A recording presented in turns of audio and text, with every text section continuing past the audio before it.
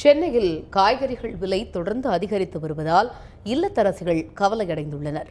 சென்னையில் சில்லறை விற்பனை கடைகளில் சிறிய வெங்காயம் விலை கிலோ 80 ரூபாயாகவும், தக்காளி விலை கிலோ 40 ரூபாயாகவும், முருங்கைக்காய் கிலோ 70 ரூபாயாகவும் விலை உயர்ந்து காணப்படுகிறது.